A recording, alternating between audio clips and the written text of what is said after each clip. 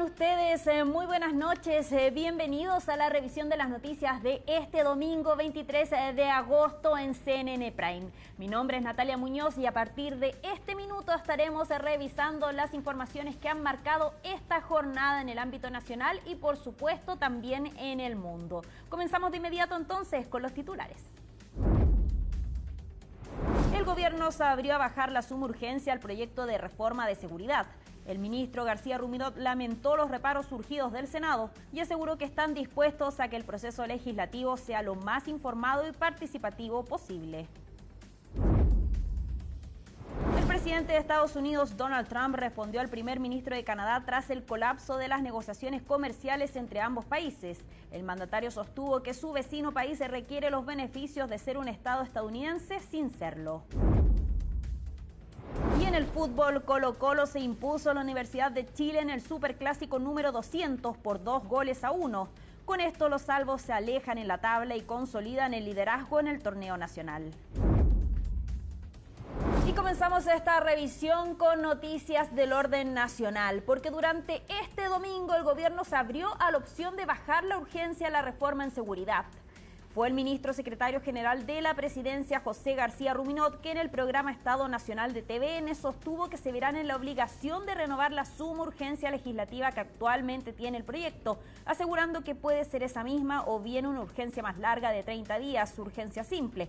Ruminot sostuvo que además el gobierno está abierto a que el proceso legislativo sea lo más informado y también lo más participativo posible. Cuando uno presenta una iniciativa al Congreso, ahí comienza su fase, su debate legislativo en detalle, en profundidad. Se reciben las propuestas de los parlamentarios, las sugerencias, y en ese escenario siempre es bueno, como Poder Ejecutivo, tener la apertura a ir graduando las urgencias en función del objetivo final. Y ese objetivo final es buscar un acuerdo, buscar un consenso y sacar la iniciativa adelante.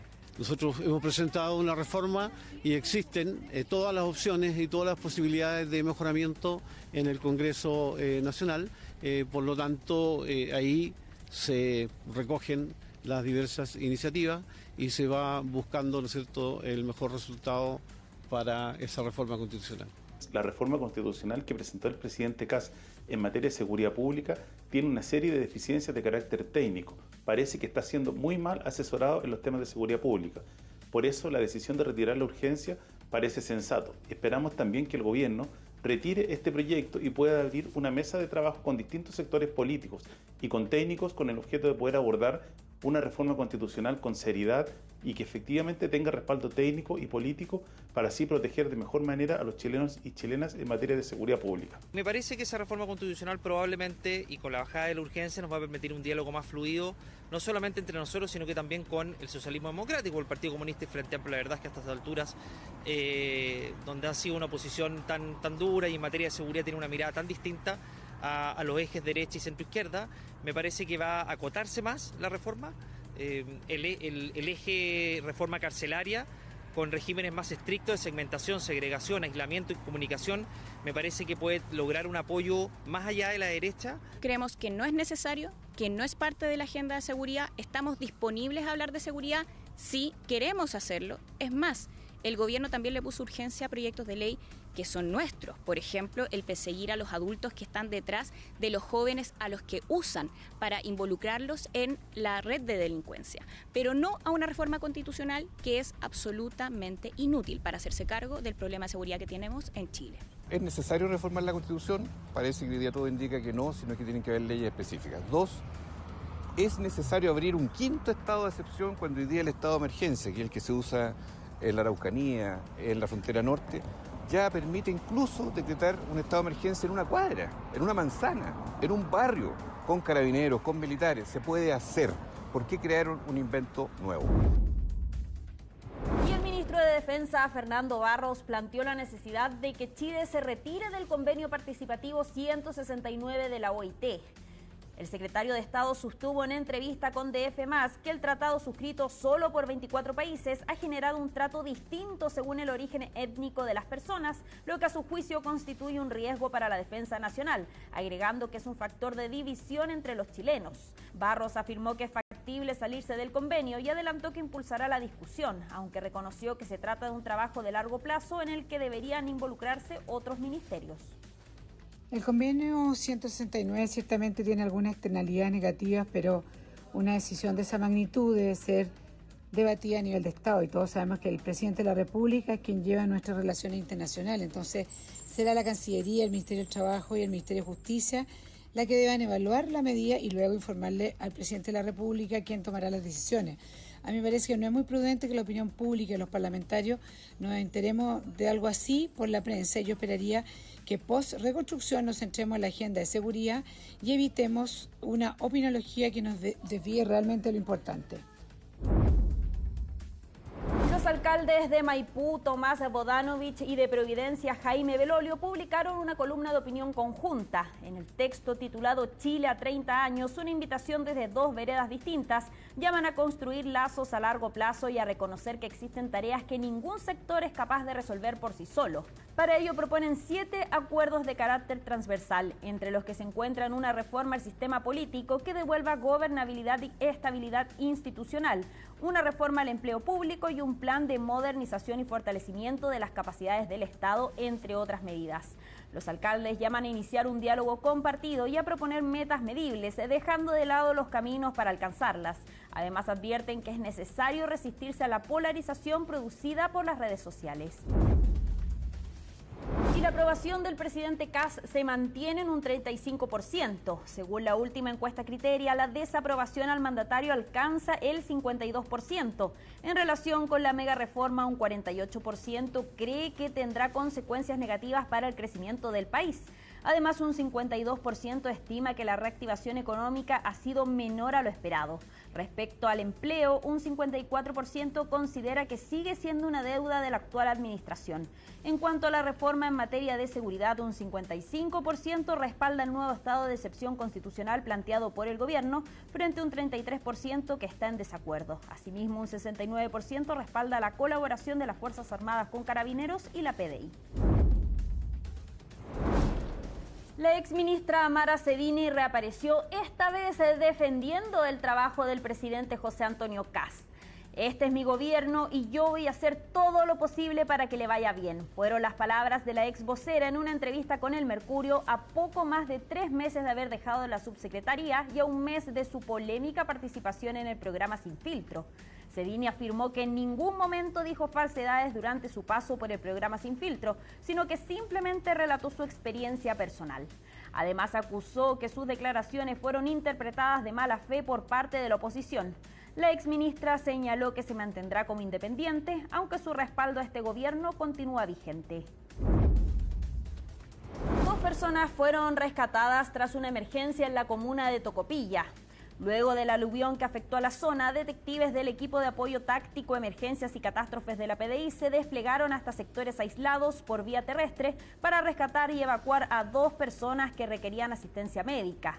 El procedimiento se realizó por vía marítima e incluyó la extracción, inmovilización y traslado de los afectados hasta Tocopilla, donde fueron derivados a un centro asistencial.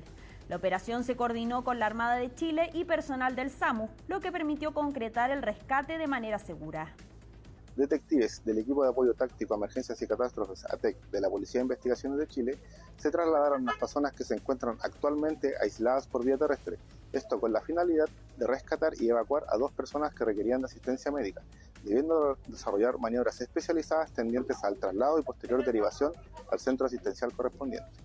Lo importante de esta tarea fue que la caleta Urco se encuentra aislada debido a los distintos cortes, debido a los aluviones que afectaron dentro de esta semana al norte del país. La misión se logró con éxito debido al trabajo interinstitucional con el Grupo ATEC de la Policía de Investigaciones y el Servicio de Salud de la ciudad de Tocopilla. Y un nuevo informe de la multigremial de la Araucanía contabilizó que se han registrado 67 muertes por hechos de violencia en la zona. Según los datos, más de la mitad de los decesos han ocurrido durante el estado de emergencia. Además, desde 2012 a la fecha han sido asesinados 8 carabineros y un funcionario de la PDI. En julio de este año se rompió la tendencia a la baja con 2 hechos de alta connotación, un atentado incendiario en Lautaro y el domicilio de un funcionario policial en Valdivia.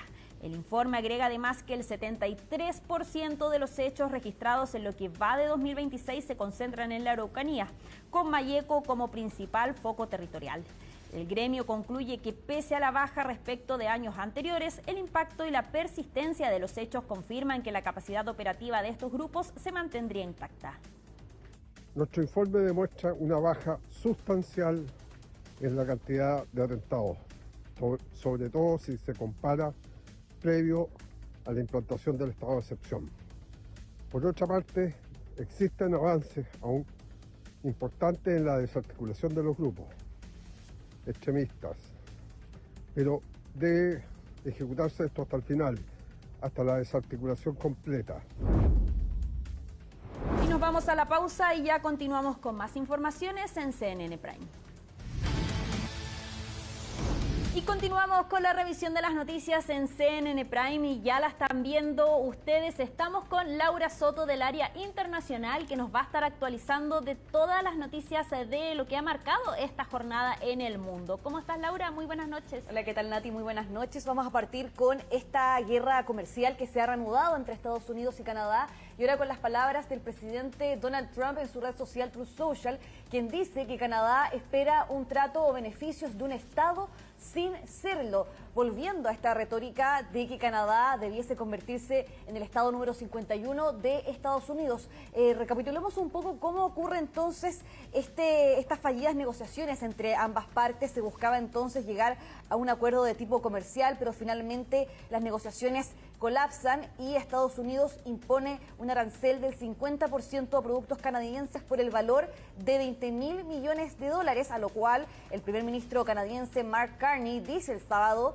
primero promete igualar los aranceles dólar por dólar y también critica, por supuesto, las condiciones que estableció Estados Unidos, que básicamente, según sus palabras, estaba pidiendo mucho y ofreciendo poco. Así es entonces que esto lo califica como un error de cálculo que es diseñado para perjudicarnos y dividirnos. En su mensaje en la red social Truth Social, Donald Trump dice entonces, reitero, que Canadá quiere los beneficios de ser un Estado sin serlo y además dicen también que durante muchos años han cobrado aranceles exorbitantes a nuestros grandes agricultores. Basta ya, dice el presidente de Estados Unidos en este mensaje, a raíz entonces de este reinicio de esta guerra comercial arancelaria, que por el momento no hay luces de que se pueda llegar finalmente a un acuerdo, y también con Canadá prometiendo medidas de represalia que van a entrar en vigor a partir del 8 de septiembre sobre distintos sectores. Así que vamos a estar bien atentos a cómo sigue avanzando esta situación, pero por supuesto que ahí preocupa lo que ocurre entre ambos aliados comerciales. Ahora vamos a hablar sobre la guerra en Medio Oriente y esta amenaza por parte del primer ministro Benjamin Netanyahu y el ministro de Defensa israelí Israel Katz, quienes finalmente advierten con intensificar los ataques contra Gaza si es que cometas o volantines que provienen del enclave palestino siguen llegando o sobrevolando poblaciones israelíes que se encuentran justamente al lado de este enclave. ¿Qué es lo que ha ocurrido en los últimos días? Es que en este sentido Israel se ha dado cuenta de que varias volantines, cometas, han cruzado a las comunidades fronterizas israelíes y esto lo ven básicamente como una preocupación de seguridad y es ante eso en lo que advierten. También piden impedir entonces no solamente aquello, sino que también que drones y globos sean lanzados desde la franja hacia estas comunidades.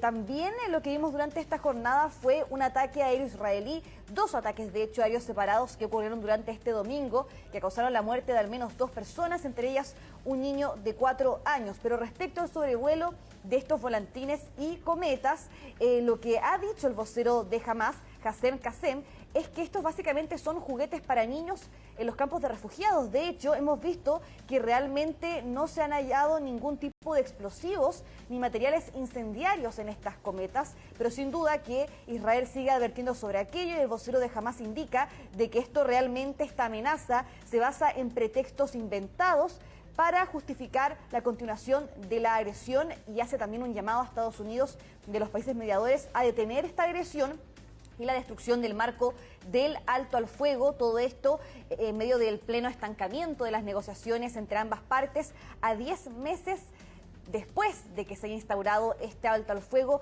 sin poder avanzar a esta segunda fase que era justamente parte de este acuerdo marco, que es lo que no ha ocurrido y ahora también con nuevas amenazas de poder finalmente intensificar este conflicto por parte de Israel. Nos vamos hasta Japón porque el este del país nipón fue sacudido por un sismo de 5,9 en la escala de Richter y también esto afecta por supuesto a la capital Tokio y también a la región de Kanto en general. Se reportan al menos 37 heridos, también se indica que el epicentro fue en el sur de la prefectura de Ibaraki, que tuvo una profundidad de 68 kilómetros y también de que muchos de los habitantes fueron despertados durante la madrugada de este día domingo a eso de las 2 de la mañana por estas alarmas de alerta temprana que tienen en los celulares también los japoneses para poder reaccionar antes de que lleguen estos terremotos. No se emitió por lo menos ninguna alerta de tsunami, pero sin duda que también hubo una interrupción de varios servicios ferroviarios y ahora las autoridades también advierten a la población que se mantenga alerta ante posibles fuertes temblores que van a ocurrir durante la próxima semana. Bien, y ayer les hablábamos sobre este robot Lightning, un robot chino que superó el récord mundial masculino de los 100 metros plano que tiene en este caso Usain Bolt.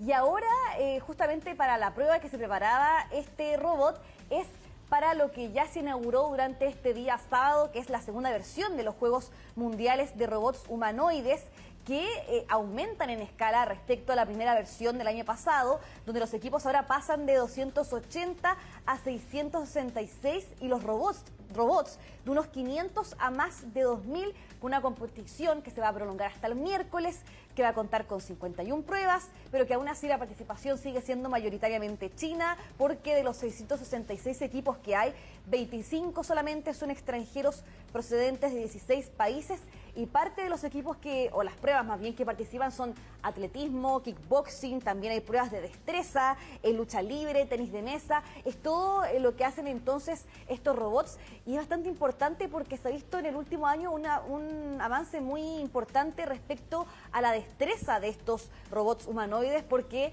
las imágenes del año pasado se veía que, por ejemplo, a los robots les costaba completar una carrera, se caían entre medio, ahora realmente los avances se han perfeccionado y es lo que se ve por supuesto en esta segunda versión que ya nos muestra cómo va avanzando la tecnología en aquella materia, ¿no es cierto? Sí, increíble el avance de la tecnología, Laura. Y sigamos también con noticias del deporte. Muchas gracias por esta actualización internacional. Nos vamos ahora a nuestro país porque hoy se jugó el Superclásico número 200, donde Colo-Colo se impuso 2-1 a Universidad de Chile en esta histórica edición. El Cacique abrió el marcador al minuto 29 con un gol de Álvaro Madrid, pero la U llegó al empate con el tanto anotado por Charles Aranguis en los minutos finales del alargue del primer tiempo. En la segunda mitad, Javier Correa apareció para decretar el 2-1 que le dio ventaja definitiva a los albos, que llegaban a este duelo como líderes del torneo con la U como su escolta.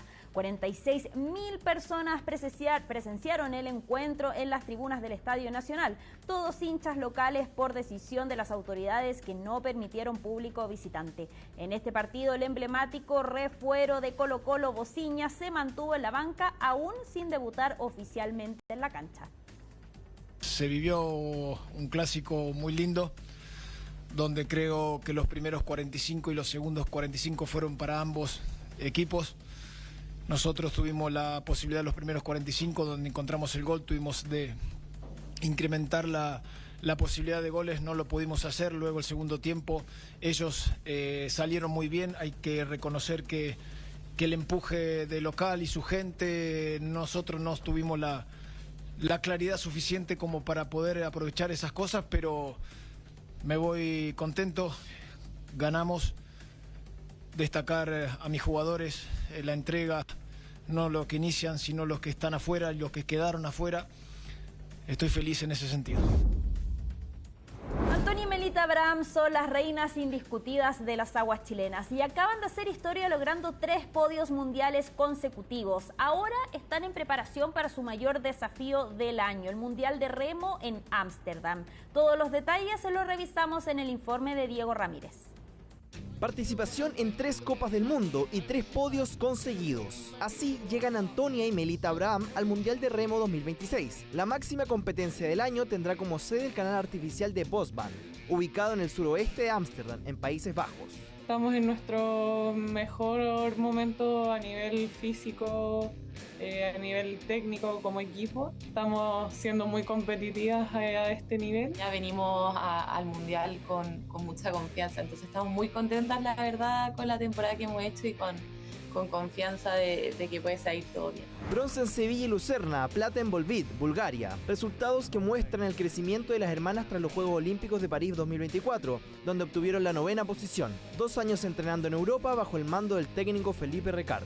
Hemos alcanzado ahora ya con 29 años la madurez física, emocional, mental y como equipo también para poder seguir creciendo. Y cuidado, tema nutrición, todo, hemos sido demasiado profesionales en todo. Igual nos cerramos un poco en tema de las redes sociales, nos centramos mucho en nosotras mismas, en nuestro equipo, nos cerramos mucho y para estar tranquilos los días previos y los días de competencia. Luego del torneo en Europa, las mejores remeras de nuestra historia retornan al continente para un nuevo desafío, los Suramericanos 2026, competencia que se llevará a cabo desde el 12 al 26 de septiembre en la ciudad argentina de Santa Fe. Y vamos a estar compitiendo 4 pruebas, así que bueno, las expectativas es eso, seguir entregándole la máxima cantidad de oros a Chile en estos mega eventos que son súper importantes para el país. Mega eventos que tienen su siguiente cita en los Panamericanos de Lima 2027.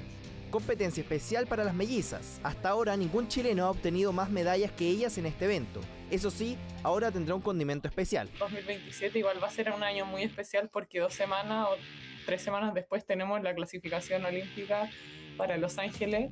Creo que no vamos a abarcar mucha cantidad de modalidades porque el foco también está puesto en la clasificación olímpica. Llevamos desde Lima 2019 sumando oro al país y no queremos que el 2027 sea diferente, así que el objetivo está ahí y después la clasificación olímpica, que es nuestro evento fundamental en donde tenemos que asegurar el cupo a Los Ángeles si queremos seguir soñando con ese podio olímpico.